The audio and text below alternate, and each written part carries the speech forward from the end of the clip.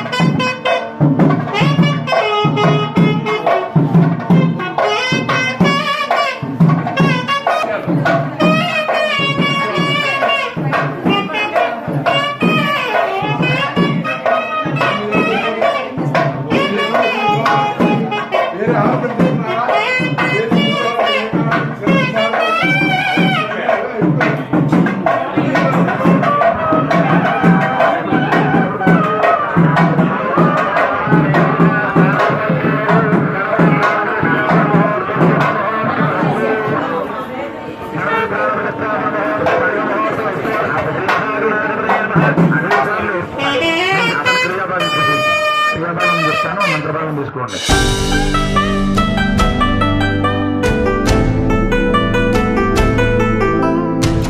శ్రీ మహాగణాధిపతయే నమః. 3 సార్లు అక్షతలు వేయండి. సమర్పయామి. తదుపరి తమలపాకుతో నీళ్లు వెళ్ళండి. పాదయోః పాఠ్యం సమర్పయామి.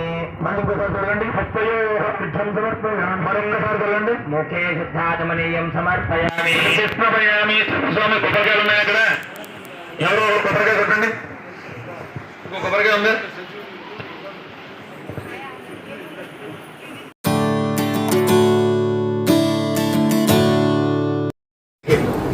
వచ్చే స్వామి కళ్యాణం చేస్తామని కుదురుతుందా? పవిత్ర జలాలు చల్లితే ఆ అపవిత్రం అంతా అంతర్గతంగా ఉన్న అపవిత్రం అంతా పోతుంది. అలాగే చక్కగా ఈ పండు దేవుడి దగ్గర వచ్చింది. నైవేద్యాన్ని పెట్టేస్తావా? ఈ చెట్టు వేసిన వాడు స్నానం చేసి చెట్టేసాడా? దీని రోజు నీళ్లు పెట్టిన వాడు స్నానం చేసి నీళ్లు పెట్టాడా? నేను అమ్మే వాడు స్నానం చేసి అమ్మాడా? కొనుక్కురావడం మాత్రం స్నానం చేసి కొనుక్కొచ్చాం. అంత మాత్రం నేను పవిత్రత ఎలా వస్తుంది? ఆ పుణ్యాహవాచనం చేసిన నేను కలిపితే ఇది నైవేద్యాన్ని గురించి వచ్చే పండుగ తయారవుతుంది. ఆ విధంగా ద్రవ్యశుద్ధి, మంత్రశుద్ధి, ఆత్మశుద్ధి, మనశుద్ధి కూడా ఈ పుణ్యాహవాచనం ద్వారా జరిపిస్తున్నారు. ఇక్కడ కార్యక్రమాన్ని వేద మంత్రాలని పఠిస్తున్నారు. చూడండి.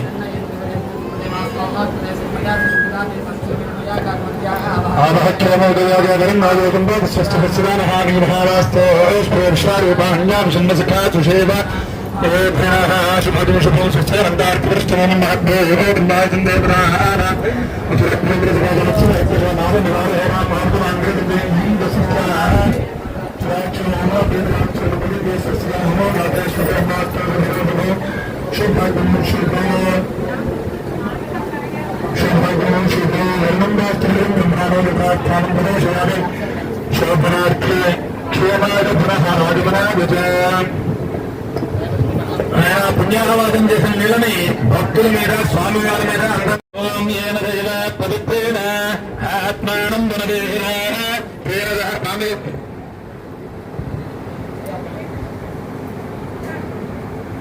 పవిత్రధారేణ.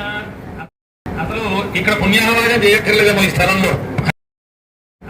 ఈ స్థలంలో అన్ని చోట్ల చేయాలి. ఎందుకంటే గోవులు నివసించేటువంటి గోవులు కలిగినటువంటి స్థలం ఇది. ఇక్కడ అసలు అక్కర్లేదు, కానీ వేదంలో చెప్పాడు కాబట్టి చేసేస్తున్నాం. ఎందుకంటే 3 కోట్ల దేవతలు వసించినటువంటి వసిస్తున్నటువంటి భూమి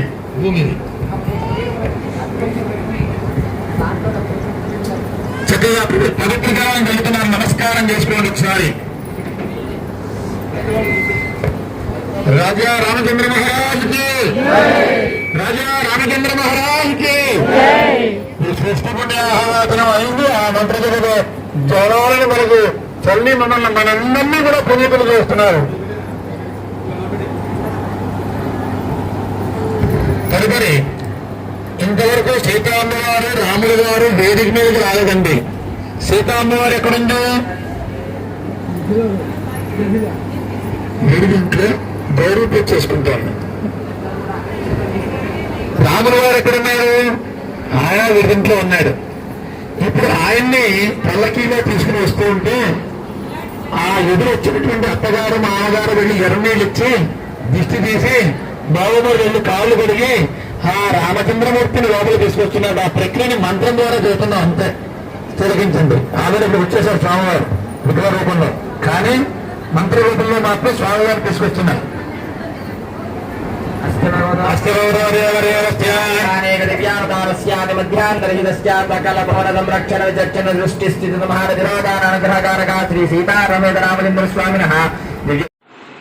నిమి మహారాజు యొక్క ముని మనువరాలు. ఆ నిమి వంశోద్భవంలో పుట్టింది, అటువంటి వంశంలో పుట్టిందామే. అటువంటి ఆ అమ్మకి ఎవరిని వరుణ్ణి వెతకాలి. ఆ వరుడు మామూలా సాధారణంగా మనం వివాహంలో వివాహ ప్రక్రియలో మనం 4 విషయాలు ప్రధానంగా చూస్తుంటాం. కన్యా వరయతే రూపం, మాతా విత్తం పితా శ్రుతం, బాంధవ కులం చైవ, చతుర్గుణో వరలక్షణా. వరుడికి లక్షణాలు 4ట. ఏమిటివి? వరయతే రూపం కన్యా. కన్య ఎప్పుడు కూడా వరుని యొక్క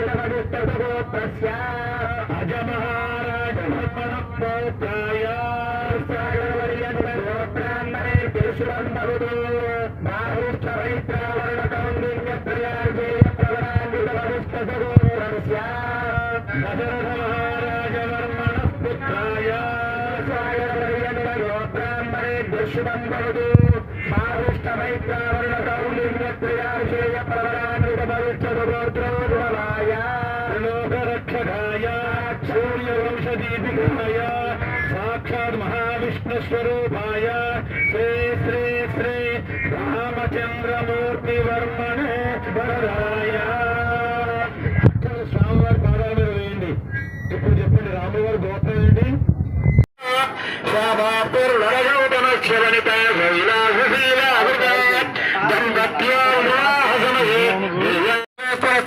సర్వభూతాని వారస్య శేషాద్రి భోగేంద్ర భోగేంద్ర త్రైవేయకాంద్ర గణసూత్ర హారకేయూర కుండలాని సమస్త భూషణ భూషిత దివ్యమంగళ విగ్రహస్య శ్రీమత్ పరమకృపయా భక్తానాం సంభూ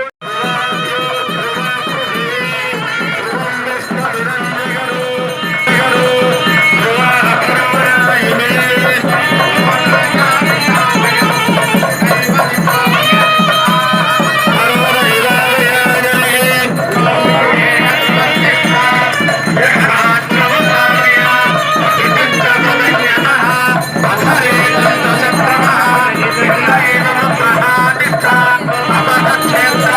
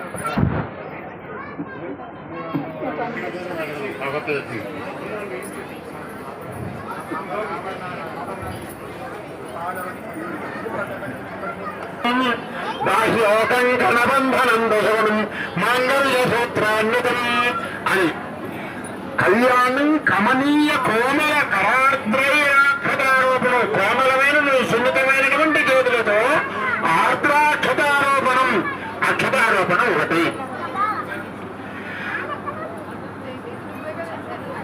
కరార్ద్రయాక్షతారోపణం కన్యాదానం అదొక అంశం కన్యాదాన పురస్సరం సురగురు దేవతా గురువైన బ్రహ్మగారి చేత ఇక్కడ బ్రహ్మగారు ఎవరు ఇక్కడ ఉన్నారు ఆయన కళ్యాణం జోడిస్తున్నారు ఆయనే సాక్షాత్ బ్రహ్మ వివాహం కావాలంటే మొట్టమొదటి గురువు గారే రావాలి ఆ తర్వాత గణపతి రావాలి ఆ గణపతి వచ్చిన తర్వాత శుక్రుడు రావాలి శుక్రుడు వచ్చి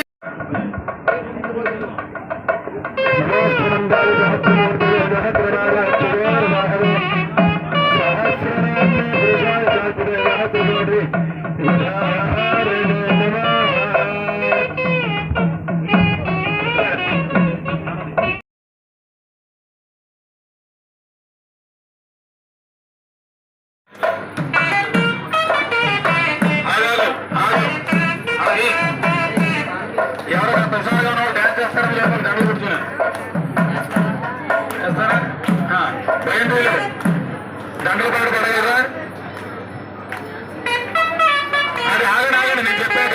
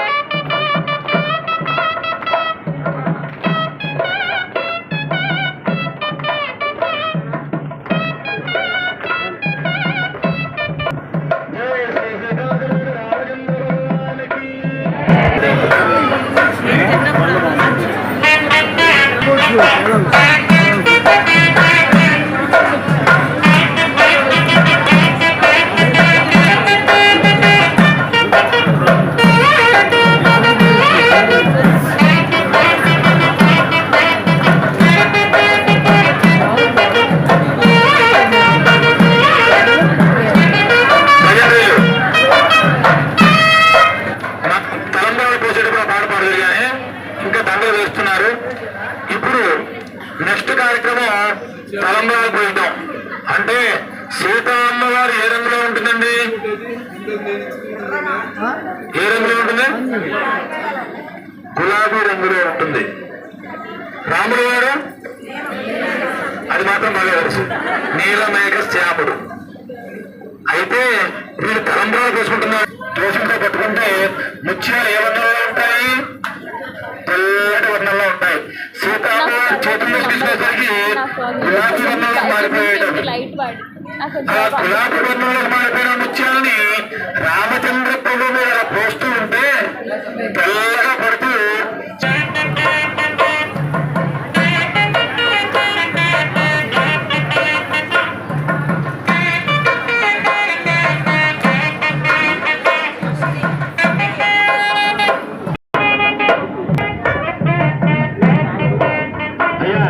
స్వామివారికి కట్నాలు ధరించే వాళ్ళు మీరు తోచిన దక్షిణ చెప్పండి ఒకసారి ఆపండి స్వామివారి కట్నాలు ధరించే వాళ్ళు ఒకసారి మీకు తోచిన దక్షిణ ఎంతైతే స్వామివారు ధరించాలనుకున్నారో ఆ చేతితో పట్టుకోండి ఒకసారి తీసి